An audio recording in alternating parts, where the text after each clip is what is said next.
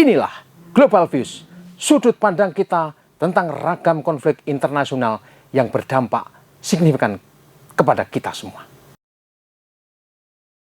Saat Vladimir Putin pegang kendali negosiasi, pemimpin Rusia dan Amerika pada akhirnya menemukan kesamaan frekuensi guna meredakan ketegangan global akibat perang proksi di Ukraina. Meski pengakhiran perang masih berproses alot, Donald Trump mampu menampilkan citra dirinya sebagai penentu dari kubu NATO dan Eropa.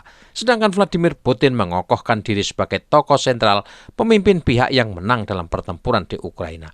Putin menegaskan kesepakatan pengakhiran perang hanya bisa terjadi atas dasar realitas lapangan saat ini. Barat tidak bisa memaksakan dan mendikte kesepakatan akhir perang, apakah itu gencatan senjata atau lainnya, datang dari mereka dan tanpa syarat.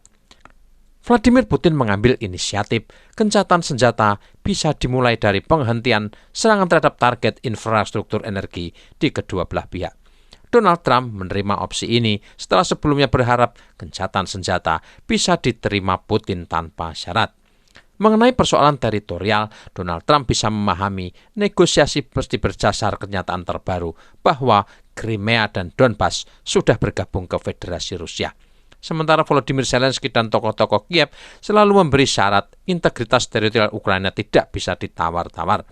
Menurut mereka, ini menjadi garis merah perundingan. Ukraina ingin Crimea dan Donbas kembali ke pangkuan mereka. Direktur program klub Valda yang berbasis di Saint Petersburg, Ivan Timofeyev, mencatat secara baik kontak pembicaraan via telepon antara Trump dan Putin sungguh-sungguh menandai pergeseran penyelesaian konflik Ukraina dari penggunaan senjata ke diplomasi. Namun mengingat banyaknya masalah yang belum terselesaikan, hasilnya masih belum jelas dan kemunduran dapat terjadi kapan saja. Cacat dalam sistem keamanan Eropa ditandai sikap agresif para pemimpin Eropa yang menginginkan perang berlanjut akan terus membahayakan prospek normalisasi untuk waktu yang lama. Meskipun demikian, peluang untuk mencapai perdamaian masih terbuka lebar. Motivasi untuk memanfaatkan keadaan yang dibentuk oleh keunggulan Rusia dalam operasi militernya sejauh ini.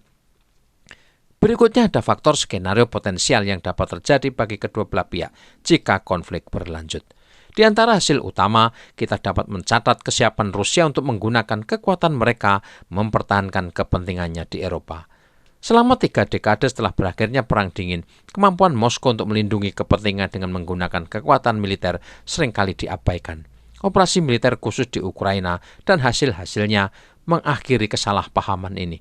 Operasi tersebut telah menunjukkan hubungan keamanan dengan Barat telah menjadi begitu rumit, sehingga dari sudut pandang Rusia tampaknya tidak ada pilihan lain.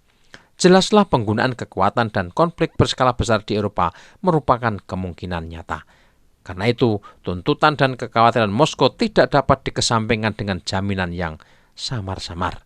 Rusia benar-benar bersedia menanggung kerugian yang signifikan dan mengambil risiko yang besar untuk mempertahankan kepentingan keamanan fundamentalnya.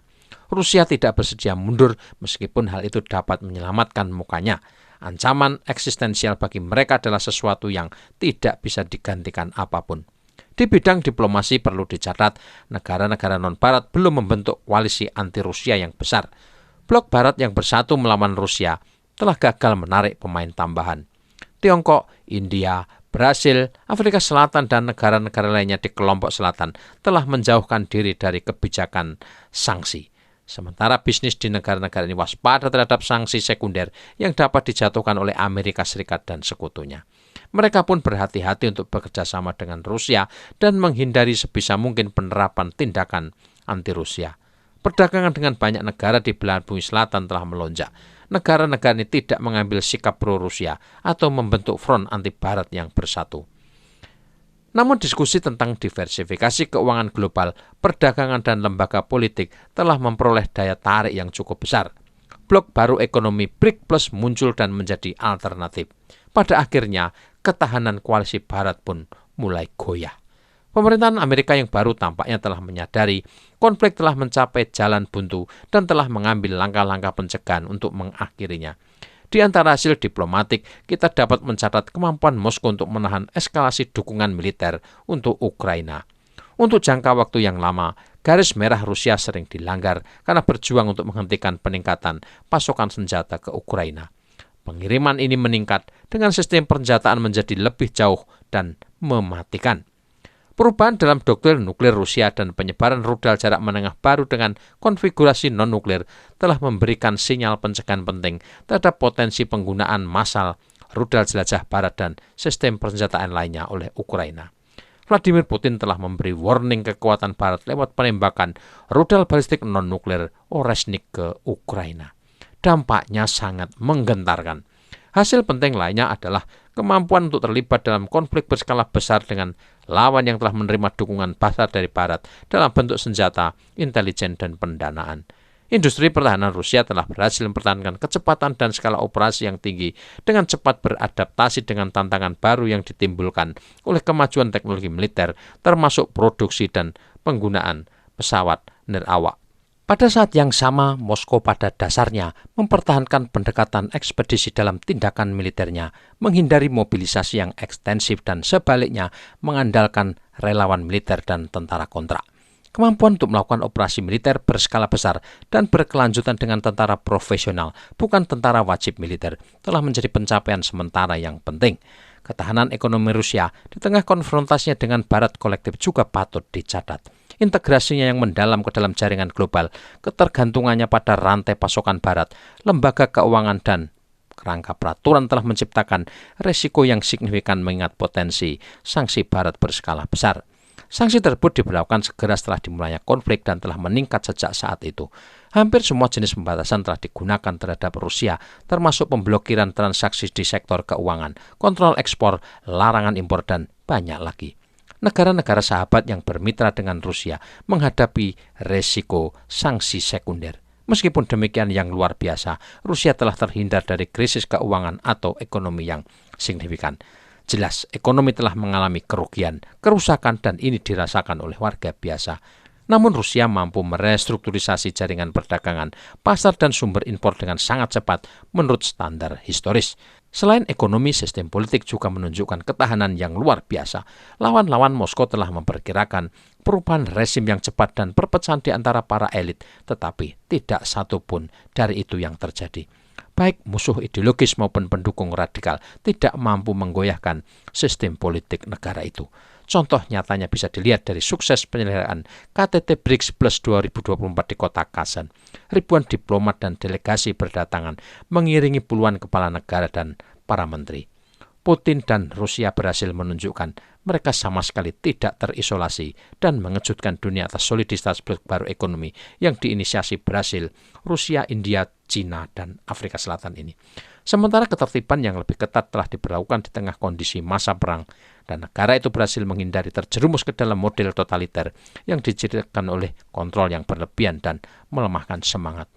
Masyarakat telah menunjukkan ketahanan dalam kondisi ekstrim dan telah cepat beradaptasi setelah periode awal kebingungan. Biaya manusia yang tinggi dari tindakan militer, tantangan ekonomi termasuk inflasi dan perubahan lainnya tidak menyebabkan proses disintegrasi yang besar. Sentimen publik mengenai konflik tersebut tetap beragam, tetapi tidak memecah belah masyarakat secara kritis. Dalam istilah militer, beberapa hasil langsung dari operasi militer Rusia meliputi penipisan potensi militer Ukraina, meskipun ada dukungan besar dari Barat, penahanan kemungkinan serangan balik dan kendali atas beberapa lokasi yang secara strategis penting. Tampaknya Moskow sedang mempertimbangkan kemungkinan untuk melanjutkan permusuhan dan memiliki sumber daya yang diperlukan untuk itu. Di sisi lain, mungkin tidak ada keuntungan militer dan politik substansial yang bisa diperoleh dengan memperpanjang konflik.